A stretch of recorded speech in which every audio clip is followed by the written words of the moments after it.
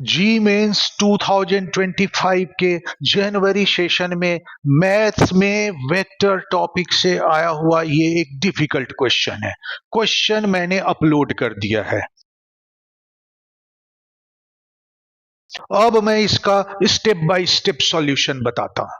तो क्वेश्चन में A vector दे रखा है 2i माइनस जे प्लस 3k और बी वेक्टर दे रखा है 3i माइनस जे प्लस के।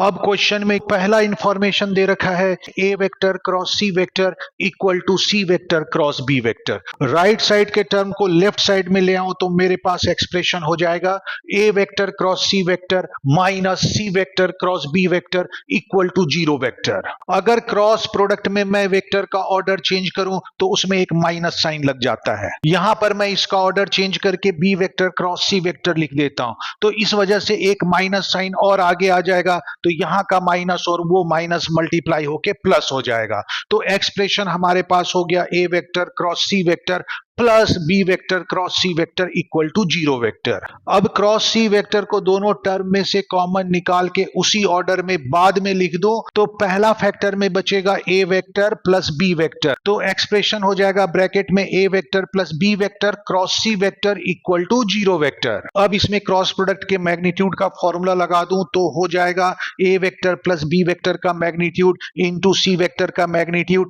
इंटू साइन थीटा, थीटा जहां पे A vector plus B vector और सी वेक्टर के बीच का एंगल है, इक्वल टू 0।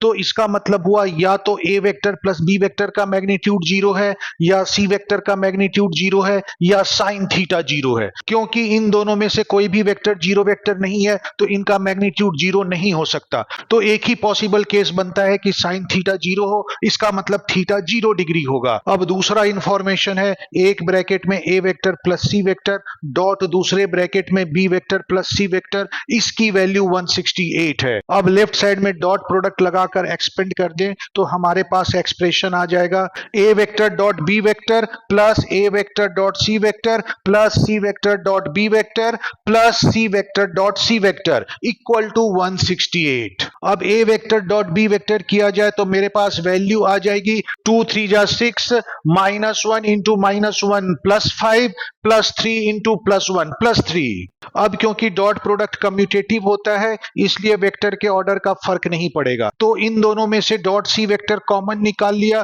तो फर्स्ट ब्रैकेट में हो जाएगा A vector plus B vector plus C vector dot C vector के मैग्नीट्यूड का स्क्वायर होगा इक्वल टू 168। अब ये एड अप होके 14 हो जाएगा और यहां पे डॉट प्रोडक्ट का फॉर्मूला लगा दूं तो ये हो जाएगा A vector plus B vector का मैग्नीट्यूड इंटू सी वेक्टर का मैग्नीट्यूड इंटू इन दोनों के बीच के एंगल का कोसाइन। तो हम यहां पे निकाल चुके हैं कि इन दोनों के बीच का एंगल 0 डिग्री होता है, तो यहां पे हो जाएगा into cos 0 degree plus C vector के मैग्नीट्यूड का स्क्वायर इक्वल टू 168। अब 14 राइट साइड में जाके माइनस हो जाएगा तो राइट साइड में 154 बचेगा।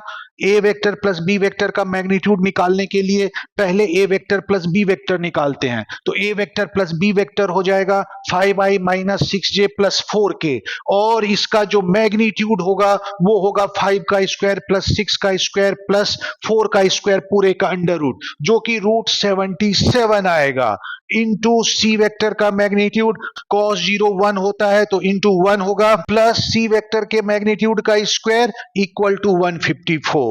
अब क्योंकि हमें सी वेक्टर के मैग्नीट्यूड से मतलब है तो यहां सी वेक्टर का मैग्नीट्यूड क्वाड्रेटिक इक्वेशन के टर्म्स में आ गया, तो हम यहां पे क्वाड्रेटिक फॉर्मूला लगा के सी वेक्टर का मैग्नीट्यूड निकाल सकते हैं। तो इसे प्रॉपर फॉर्म में लिख दिया सी वेक्टर के मैग्नीट्यूड का स्क्वायर प्लस रूट 77 सी वेक्टर का मैग्नीट्यूड माइनस 154 इक्वल टू 0। अब क्वाड्रेटिक फॉर्मूला लगाते हैं तो यहां पर a1 है, b रूट 77 है और c माइनस 154 है, तो क्वाड्रेटिक फॉर्मूला से एक्सप्रेशन आ जाएगा minus root 77 plus minus under root के अंदर 77 plus 4 into 154 whole divided by 2। इस रूट के अंदर दोनों टर्म में से मैंने 77 कॉमन ले लिया तो रूट 77 फैक्टर बन के बाहर आ जाएगा और अंडर रूट के अंदर बचेगा यहां पर 1 और यहां पर 8, तो 8 प्लस 1 9 होता है और अंडर रूट 9 3 होता है, तो वो 3 मैंने यहां पे लिख दिया। तो सॉल्व करने पे मेरे पास एक्सप्रेशन आया minus under root 77 plus minus 3 under root 77 by 2। तो यहां पर अब इसे सॉल्व करें तो सी वेक्टर का मैग्नीट्यूड आ जाएगा √77 और -2√77।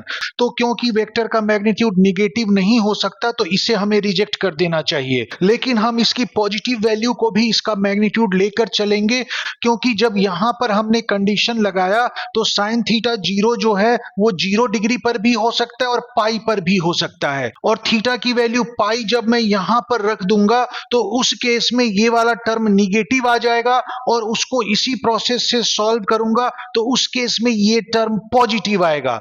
मतलब सी वेक्टर का जो मैग्नीट्यूड है वो इसका पॉजिटिव टर्म भी होगा जो कि दूसरे केस में आएगा। तो इसलिए सी वेक्टर के मैग्नीट्यूड के स्क्वायर की जो मैक्सिमम वैल्यू है वो इस केस में आएगी और वो होगा 308। मतलब थर्ड ऑप्शन करेक्ट है।